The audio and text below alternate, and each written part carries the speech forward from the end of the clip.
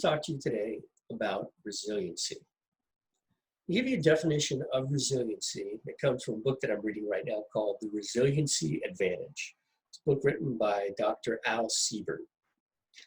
I'm going to read this so I get it exact, so forgive me for not looking directly at the camera. In that book, he talks about resiliency as the ability to cope with high levels of ongoing disruptive change. Sound familiar?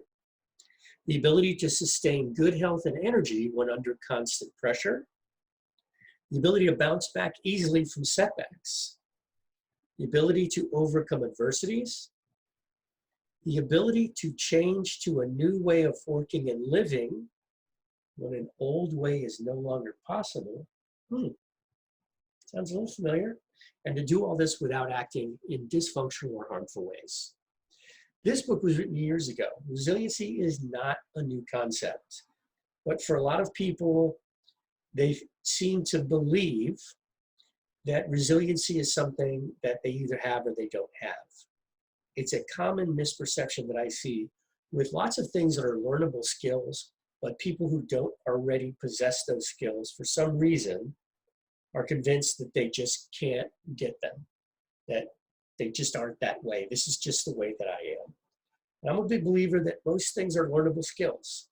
Most of the skills that I have today are things that I was not very good at. And it took me a lot of work to get good at them. And some of them I'm still not very good at.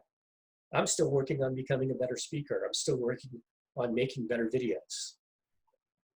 But resiliency is something that I think we could all use improvement on. In this book, he talks about specific things that you can do to develop more resiliency, stronger resiliency. And the first thing that he talks about is starting with your physical well-being. So for today, I want to just leave you with that. Think about starting with your physical well-being. And I want to leave you with an analogy or a metaphor. And it's a children's toy.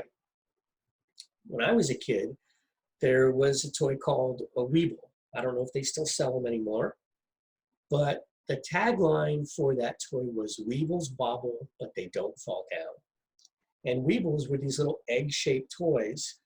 And the way they worked is you would just set them down and they would always kind of wobble a little bit because they were shaped like an egg. And then the kids would just kind of poke them and push them and knock them over. And they would never fall completely down, but because when they fall basically flat, but they were shaped like an egg.